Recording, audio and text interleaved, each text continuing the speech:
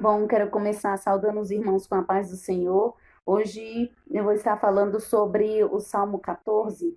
Muito interessante do Salmo 14, Salmo de Davi, que esse mesmo salmo é muito parecido com o Salmo 53, que é o mesmo título, a corrupção do pecador e a sua redenção. Mudam apenas algumas palavras, mas é o mesmo sentido, né? O Salmo 14 e o Salmo 53. Diz assim: diz o insensato no seu coração, não há Deus. Corrompem-se e praticam abominação. Já não há quem faça o bem. É muito interessante aqui que Davi fala muito a respeito do insensato. O insensato é uma pessoa que ele não acredita em Deus. E mesmo se ele acredita que exista Deus, ele não dá nenhuma importância. Para ele, tanto faz. Porque ele não acredita. Então, ele não segue os ensinos, ele não segue a palavra, porque ele acredita que Deus não existe. Isso é na mente dele, né? E o insensato já diz, é uma pessoa insana, é uma pessoa que não tem razão, não dá a, os valores morais, ele não dá importância aos valores religiosos, ele não é uma pessoa de justa medida, ele não é uma pessoa justa. E interessante que apesar dele não ter sabedoria, o insensato, apesar dele não ter sabedoria, ele pode ser uma pessoa altamente inteligente.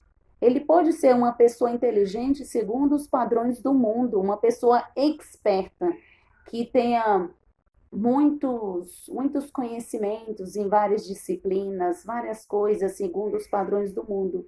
Porém, ele não tem o principal, que é Deus, né? Ele não crê, ele não acredita. E uma coisa interessante é que o insensato, ele pode usar da sua inteligência até mesmo socialmente, né, para se tornar uma pessoa sociável e uma pessoa comercialmente falando e socialmente falando, ele pode usar da sua inteligência para adquirir é, benevolências a si mesmo, para adquirir algo do interesse dele.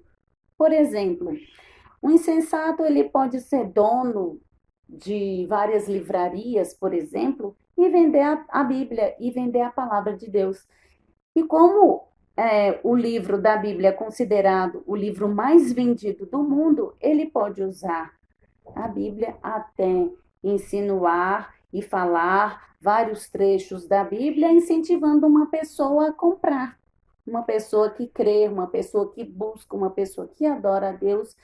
E falar: olha, essa Bíblia aqui é muito boa, assim, assim. Por quê? Porque ele está visando socialmente, né? Só tá. E comercialmente, a fim de ganhar, né? Para poder vender. Ele pode fazer isso, né? Ele é inteligente. E só que o que adianta tanta inteligência se ele não tem no seu interior Deus? Se ele não a busca em espírito e em verdade, ele não acredita em Deus. Então, o que vai adiantar essa inteligência e ele vai perder a própria alma, né? Porque ele não busca Deus, ele acredita que Deus não exista, né? E interessante que o versículo 2 diz assim: do céu, olha o Senhor para os filhos dos homens, para ver se há quem entenda, se há quem busque a Deus. Versículo 3: todos se extraviaram e juntamente se corromperam, não há quem faça o bem, não há um sequer. Eu fico imaginando nesse momento Deus se inclinando na terra e olhando e procurando aqueles que o adoram em espírito e em verdade. No versículo 3 diz assim: todos se extraviaram, todos e juntamente se corromperam. Aqui não fala só dos insensatos, né? Fala todos, que todos se corromperam, né? Todos se extraviaram. Aqui está falando que todos nós somos pecadores. Então, aquele que diz que não tem pecado já está pecando. Pode se considerar um mentiroso. Então, nós precisamos pedir perdão a Deus para que Ele nos perdoe, né? E, e pedir clemência, pedir misericórdia e não cometer mais aqueles atos que antigamente, que outrora a gente cometia, né? E pedir misericórdia, pedir perdão ao Senhor, aproveitando que neste momento Jesus é o nosso advogado fiel e justo e pode nos perdoar, né? Porque virá um momento que ele já virá como juiz, né? Segundo a palavra de Deus. E fala mais na palavra de Deus, né? Que aquele que não pede perdão e não busca é visto como um nécio, né? Então nós precisamos pedir perdão ao Senhor, né? Para que Ele venha nos perdoar, nos ajudar, né? E interessante que a gente também não pode usar disto, né? Disto e ficar pecando, porque a gente sabe que Jesus vai perdoar. A gente não pode fazer isso. Até porque da mesma forma que um pai ensina o seu filho, orienta o seu filho, né, a fazer as coisas certas, a seguir os seus ensinamentos, da mesma forma Jesus espera que nós o fazemos, que a gente possa obedecer, que a gente siga os seus ensinamentos. No versículo 5,